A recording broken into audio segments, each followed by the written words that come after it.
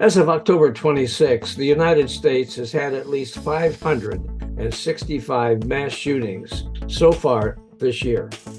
According to the Gun Violence Archive, or about 2 mass shootings a day. Those numbers came out a day after a deranged U.S. Army reservist killed at least 18 people at a bowling alley and bar in Lewiston, Maine. According to officials, the suspect, Robert Card, 40, believed that people, even members of his own family, were out to get him and were calling him a pedophile. Because mental illness is at the heart of many of these killing events, we have with us today a longtime psychoanalyst and author, Dr. Gerald Schoenewolf, an expert in these cases, to discuss what's behind these deadly tragedies. Stay with us. Welcome to Lean to the Left, home of no-holds-barred commentary, plus interviews with fascinating people, some of them top experts, others simply with interesting stories to tell. You'll never know who'll show up at Lean to the Left. Now here's your host, Bob Gaddy. Dr. Schoenewolf is the author of 30 books, including 14 on psychology and philosophy, and 9 novels. His most recent is The Mass Killer, 6 Histories That Tell Us Why. He is eminently qualified to discuss our topic today. Dr. Schoenewolf, thanks so much for joining us today on the Lean to the Left podcast. I'm glad to be here. Thanks for inviting me. Absolutely. Now, America has become the mass killing capital of the world.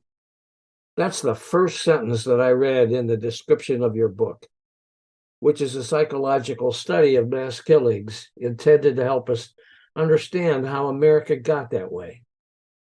You say your book dismisses the popular theme linking mass killings to the availability of guns in America. What then, Dr. Schoenewolf, is behind all of this? Okay, so we have twice as many mass killings in America as in any other country. And the reason I say it's not because of guns is because guns have always been available in the United States since the Second Amendment was passed, way back in the 1700s. We didn't have mass killings until recently, in the last 3 or 4 decades. And in those decades, all of a sudden, we began having mass killings, and then they began to mushroom until as you said in the introduction, there are almost 2 a day. Mm-hmm. If you find mass killings as 3 or more killings in one setting, then yes, you would come up with that figure. In studying this, I studied the research for about a year, and what I came up with is that the reasons for the mass killings have to do with the disturbance in our culture, dysfunction, and also with family dysfunction. As you pointed out, these killers have mental problems, and so I'm a psychoanalyst, so that's one of the things I focused in on. Mm-hmm. They do have severe mental problems, and that is because of the deterioration of the family. And I studied these families of the mass killers in this book, and that's how I came up with this understanding. Okay. Now, I need to know, in your view, what is the solution? Clearly, the thoughts and prayers offered up by politicians following these events are not enough. What do the 6 case histories cited in your book tell us about that? The 6 case histories tell us things that all of these mass killers have in common. And what they have in common is they usually have an early trauma. The earlier in one's life one has a trauma, the more devastating that trauma is. If a 1-year-old baby loses its mother at 1 year old, that is very traumatic for that 1-year-old, because that 1-year-old hasn't even formed an ego yet. Whereas if a kid is 12 years old, that's not nearly as traumatic to lose the mother. So We're talking about early traumas. Most of these mass killers had early traumas in the first few years of life. One of them had polio. Got polio at, I think it was 3 or 4 years old, Okay. and then at a very early age, like at 3, had to wear had to go through the polio disease and then wear leg braces, Okay. and had parents that were not sympathetic to that. The parents were always fighting. They were more involved with each other than with their boy's polio. So he felt completely abandoned in his struggle with his polio. This compounded the trauma. So that was one instance of one of these mass killers. Another one had an early trauma. This was a boy who was born in Korea. His mother and father had an arranged marriage in Korea and South Korea, and the mother did not want to marry this man. She was an educated woman in Korea, and he was a blue collar guy who had managed to earn some money by going to Dubai and making some quick money. She didn't want to marry him. Her father forced her to marry him. She married him. Then she had this son. His name was Sung Hyu Cho. I don't know if I'm pronouncing that. And she had postpartum depression when she had him. Postpartum depression causes a mother to not pick up her baby. A mother with postpartum depression tends to lie in bed, to be resentful of having a pregnancy and of having a child. She was particularly depressed because she hated her husband and resented having to marry him, and she hated her father for making her marry him. And so that was taken out on the son. And so the son was born in a climate where he was completely neglected. So those are two examples of the early traumas that these mass killers had. Okay. So those traumas occurred in the past for these people, for these killers. Over and done with. What are we supposed to do today to deal with them? Okay. The other thing then happened. I want to just continue with the two symptoms that of mass killers. Okay. And one is the cultural disturbance in our society. That's what really causes us to have twice as many killings as any other country, because we have a divided culture right now. Yeah, it's been that way for a while. Yeah. Been that way, and it's getting worse. And if you have a divided family where the husband and wife are continually fighting, the children suffer. And when you have a divided culture in which the liberals and conservatives are always fighting, everyone suffers too, because there's constant in the country and all kinds of other things that are happening, and more violence is happening all the time. People get angry because they're driving on the highway and they lose it and they start killing each other because they're following too close behind the other car. Somebody goes up to a door and knocks at the wrong door and they get shot through the door. People are restless today and quick to violence. And so that affects everybody. And there's a lot of stuff going on. All of these people I studied, all but one are young white males, or one was an older white male. These killers are Why is that? and there's a lot of studies that show that white males today are lagging behind. They're lagging behind in college, they're lagging behind in schools. They feel forgotten.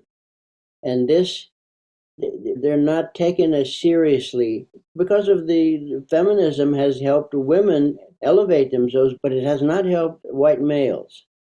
And that's another thing that's happening. Yeah, that's happening for sure. And in a certain segment of the political world knows how to take advantage of it, don't they? Yes. So then you asked me how to prevent this. So it's very complicated. It's not just let's ban guns. Yeah. First of all, we have to restore the family and restore parenting. It's been the trend for the last 50, 60 years for women to go to work. And this has been good for women. It's raised their self-esteem. But at the same time, some studies show that women are more depressed today, and that all the advances they've made have not necessarily had good results. And one of the byproducts is that parenting has not been advocated, not been good parenting. It has not been in the foreground of people's minds these days. And so that has caused a 1/3 of our families, and it's rising as I speak, are single parent families. And there's just all this confusion now about families. There's no one single value system anymore. You're the second guest that I've had on my podcast that's talked about the issues of the family being behind this violence that's occurring, often turning into these mass shootings. However, you said that somebody could come up to somebody's door and it's the wrong apartment. This happened. We know that. And they get shot. Somebody follows too closely behind somebody in the car, and the driver gets out and shoots the following driver. Now, if guns were not so accessible, if we didn't have way more guns in this country than we have people, really, would that not, by controlling that, would that not help reduce these kinds of flash shootings that occur? I think it would do some good, Yeah. but I think mass killers would find guns. Yeah. They'd go down in the black market or wherever they need to go, and they'd find the guns. Yeah, right. You're probably right there. Yeah. It's So just like when you ban booze, what happened? Back. going back to prevention, one of my ideas, and this is not my idea, other people have had this, that to have parents register or licensed before they can have children. A barber has to have a license to cut hair. You got to have a license to go fishing, but you don't have to have a license to have a child. And having a child is one of the most complicated things that anybody can do, having a child and raising a healthy child. So if parents had to be licensed, you'd be able to weed out, say, schizophrenic parents or borderlines or bipolars or psychopaths. You'd be able to weed out parents who are not going to be able to have healthy children. And you also could have parent training. You not only weed out the parents that cannot have good healthy children, but you could also train parents to raise healthy children. There's a lot of research that can help people to know the basics, just the bare basics of how to raise healthy children. Who would do this licensing? A government agency would do it. Okay, so you'd have the government deciding who could have kids and who can't have kids. That sounds like Nazi Germany to me. You're going to an extreme. We can keep going as we are and just allow anybody to have children. And I think it's just going to get worse and worse. There has to be some control about how we raise our children. Should it be control or should it be part of the education process? Okay, but if it isn't enforced, if you just say, okay, you guys need to be more educated, then everybody will educate themselves however they want to. All right, so what happens, Dr. Schoenewolf, if two people, let's say two 20-year-olds, they're hot for each other, they strike up a relationship, their birth control mechanisms fail, and they have a kid. Now, they didn't get a license for that. What's going to happen to them? They're going to go to jail because they did that, or what? Kid, without being licensed, then the kid would be taken away from them. So now we would have the state being the parents of these accidental children. Is that right? think the state would have to have special centers for child rearing, where children who were taken away from their parents would be raised in by experts who would be trained in how to raise children. Wow. Okay. I don't know about that one. That's the first time I've had somebody say that the government should Okay, well, actually decide who has a right to have a kid and who doesn't. yeah, okay, these are radical solutions, but we have a radical situation in our country. Desperate times call for desperate measures. Yeah, okay. We do have a radical situation in the country. Now, in Maine, where this latest incident occurred, by the time this thing shows, it may not be the latest incident, but in Maine, where this terrible incident occurred, where 18 plus people were killed by this guy, they're saying there should have been a red flag law, that there should have been a law that said when somebody is demonstrating that he or she is a danger to himself or others, the guns would be taken away. Do you agree with that? We'll hear what Dr. Schoenewolf has to say about that following this quick break. Yes, all of these killers I studied, they did tell people what they were going to do. All of them did. All of them posted things and told friends and told teachers. They all told people what they were going to do, but nobody intervened. Yeah, that's what happened in Maine. It did, and no one stepped up. Now, if there was a law that required that, do you think that would have maybe stopped this killing from occurring? It certainly helped. Now, another radical idea that I proposed it had to do with the division in our country, with the restlessness. That is that. Now, this is really radical. I would require political movements to have to register with the government. Right now, our country is being controlled and manipulated by radical movements. The black movement, black rights movement, the gay movement, the transgender movement, these movements, they're not run by sane people. They're run by militants. They're run by militants, and they have now infused their values. They've actually forced their values on our country. Now, you just cited Black Lives Matter, and you cited the LGBTQ plus community. What about the crazy right wingers, the white supremacists, and all those folks? Yes, all of them, all the radical movements, whether the right or the left, that are causing the restlessness. They're causing riots.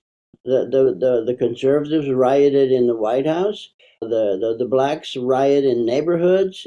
All of these things, if political groups had to register with the government, they would have to adhere to policies. They could not have unpeaceful protests. These unpeaceful protests have been mushrooming in recent years. It used to be we only had peaceful protests like the ones that Martin Luther King had, but that's more. Now we're having all these unpeaceful protests, and they become violent in many cases. So you're saying that social movements like Black Lives Matter or whichever ones the conservatives participate in, they would need to register with some government agency. Is that it? They need to register, and if they broke the rules, they would lose their registration. All right. And if they lost their registration, what would happen? Then they would not function as a legal group anymore.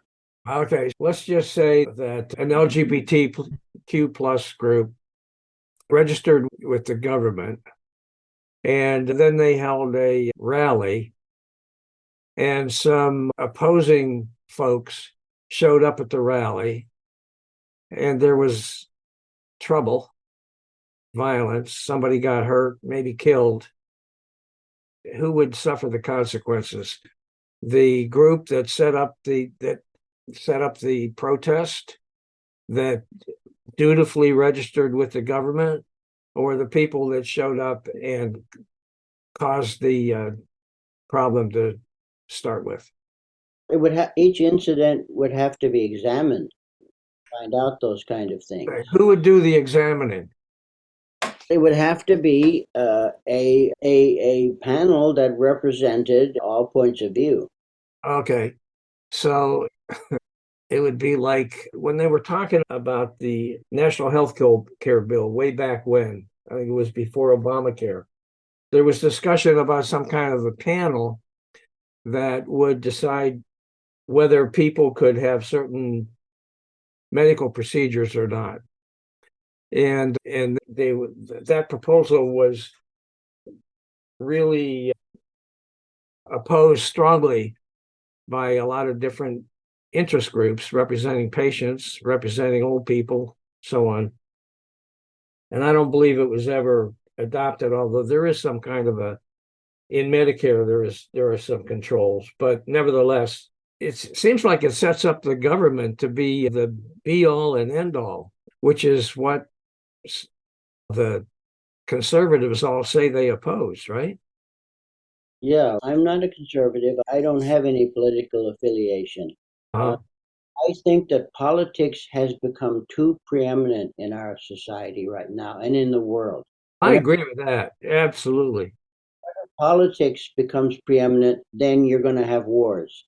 You Yeah. know, I would like psychology to be, of course, I'm a psychologist. I'd like psychology to be preeminent. When I grew up, and you grew up in that era too, in the 60s, late 50s and 60s, psychology was very important then. Psychology books became bestsellers, and people were very interested in reading books about raising children and how to live and so forth. And that's a deeper way to look at things than the political way. Politics divides people. Psychology unites people. Okay. How would you go about making that happen? Like I'm saying, see, I'm trying to the prevention ideas I'm proposing are actually psychological ideas, and they will never happen. I don't have any hope that these things are going to ever happen.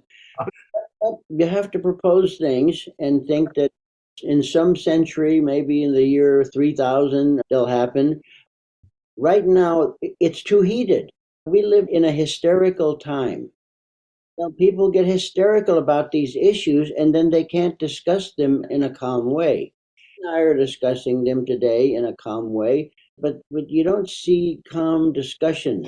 Right. Another that I have is that we should have a national forum once a month where people from all walks of life could come and discuss their feelings about things that are going on in our country. Conservatives, liberals, radicals, whatever, they can all come, but they have to discuss it without raising their voices or interrupting other people. There would be rules of constructive communication. And I think a national discourse once a month would do a lot to heal the country. That again is another psychological solution. Okay. Those ideas. Do you have any other real radical ideas before we move on? Those are the main three. Those are the main ones. Okay. All right. Let's talk about some things that are proposed that maybe would have a more immediate impact on these mass shootings. Maybe not. Should states be enacting open carry laws, making it easier for people to run around with guns strapped to their belts? I live in South Carolina, and that's what's going on here. Oh, no, I don't think that would be a good idea. That'd be like going back to the Old West. Yeah, for sure. All right. What about toughening up background checks? Yeah, I think that's certainly a good idea. Yeah, because right now you can go here in Myrtle Beach, South Carolina, where I live. There's a gun show twice a year at a big convention center, draws thousands of people. And people go there, and if they buy guns from a registered, legitimate gun dealer, then they have to go through an instant background check. And if after a certain period of time, and it's not a very long period of time, they are not approved, then they get the gun regardless. If they purchase their gun from Joe Schmedlap down the street, no background check is required at all. You can just buy a gun. I could go across the street to my friend and say, hey, let me buy that gun of yours. And I can buy it, bring it home, no background check required. Same thing would happen if you go to a gun show and you buy it from somebody sitting at a table that's just an individual. He's got a half a dozen guns he's trying to sell. You can buy them and you don't need to do a background check. Now, should that not be tightened up? Oh, certainly. Yeah, okay. It's hard to control what somebody, if somebody goes to his neighbor to buy a gun, it's hard to control that kind of thing. Okay. Now, you launched the Living Center Press to publish your books, right? Is that your company? Yes, it is. Up until around 1990s or early 2000s, I was being published by regular publishers. But I had some opinions, and you've probably heard them today, that were critical of some aspects of feminism, some aspects of Black rights. Yeah. And so I got canceled. So I stopped being published by regular. Okay. So you said, screw 'em, I'll do it myself. I have been doing it myself. Fortunately, we have Amazon. And people can publish their own books. So I use Amazon, but I have my own press name that I use, Living Center Press. Okay. And I have a website called Living Center Press US, where Yeah. you can look up all my books. Yeah. I have a special website for the mass murderer, themassmurderer.com, where you can find out. It had gotten some good reviews, and it seems to be taking off a little bit. Good. This book was published not by my own company. The Mass Murder was published by Defiance Press, Texas. It's a conservative press. Yeah, that's my story. That's why I publish a lot of my novels. I've published myself. Okay. Then a recent one, Lizzie, a biographical novel, is about Lizzie Borden. Okay. And it's also been taking off. Okay. What are you working on now? Now I just finished a book called How to Save the World in 10 Complicated Steps. Okay, then. You want to run through a couple of them? One of the things I found out in researching this book, I think the United Nations has become corrupt.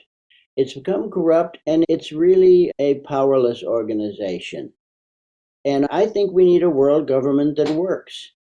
And I found out in researching this that when the United Nations was established, they passed an Article 103, that called for a meeting of the UN. In the beginning, the six powers insisted that they run the UN. The United States, China, Russia, and so forth, France. They won the war, so they wanted to run the UN. But they said, okay, we'll do it temporarily. After a while, we'll set up a real government. So Article 103 calls for the UN and the Secretary General to call a meeting in which the four powers cannot vote. Only the General Assembly can vote, and they would set up the UN so that it's a democracy, not run by the four powers, the six powers anymore. Okay. People don't know that. They tried to have that meeting a few times, but it went nowhere because the four powers put pressure on everybody and said, no, you're not going to do this. And so then they did it. But that's there. My book calls for strengthening the United Nations so that it can handle things like global warming, like pollution. The ocean is just being polluted all over the place. Handle disarming the world of nuclear arms. That's a very, very important matter. And then handling, we need to have standardized education throughout the world, standardized medicine throughout the world, we're going to have computers, and we're going to have standardized programming of computers in order to make sure that robots don't get out of control. So there's a lot of things that I talk about in this book. Wow, it sounds really interesting. When you started out talking about the UN, I thought you were going to say we should get rid of the UN, but no, you're advocating making it stronger, just improving it, correct? We need a world government. In the old days in the West, we thought we didn't need a government, and so we Yeah. had six-gun shooters around and everything. There was no government, and it didn't go too well. Yeah. Every group needs a government, including the world. Yeah. Okay. All right. Is there anything else you'd like to add before we close it up, Dr. Schoenewolf? Can I show a picture of my book? Of course you can. The Mass Killer. Okay. All right. Got a picture of one of the killers that is distorted. Yeah, And he's scary looking. on sale at Barnes and Noble and Amazon, $95, or you can get the Kindle edition. And it's taking off. People, it's not just a study. I think it's well written. The case histories are written like stories, and Okay. very absorbing. People read the book and they can't put it down. I think it's something people should pick up this weekend and buy and read. You guys who are watching this and listening to this, you need to understand this man has written 30 books. 30. I went to his website and I looked at all of his books and the dates that when did you start? In the late 70s or was it the 80s? I think I started in maybe like the early 80s. The early 80s. And you've done all this 30 books. I've lost track. You did a bunch of plays, what, 16, 17 plays? Did you? I did about 20 screenplays, and I won awards for best screenplay at festivals. Wow. Wow. It's really impressive. Here's this guy, he's a psychoanalyst, and he just had the nerve he's working on a book, 10 Ways to Save the World. No small job there. And he writes all these books. It's just amazing. I wrote one book and it was really difficult and didn't do very well. And so I am in awe of anyone who could do what you've done. I really am. All right, guys. Listen, thanks so much. I appreciate you joining us today on our podcast, Dr. Schoenewolf. I enjoyed talking to you a whole lot. Thank you. Thank you so much for having me. I enjoyed talking with you too. It was nice to have a genteel conversation about these controversial things. And I'll be right back after this quick break with some closing comments.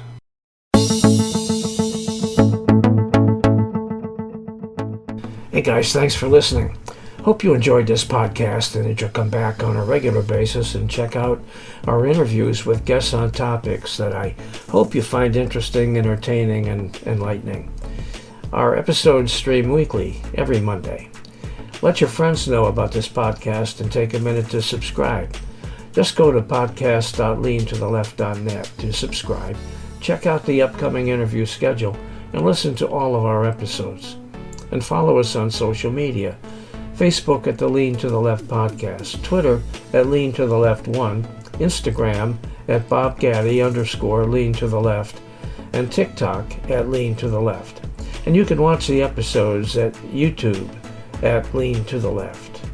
And don't forget to visit our blog site, leantotheleft.net, where you'll find commentary on the news by some excellent writers with progressive perspectives on a whole range of topics.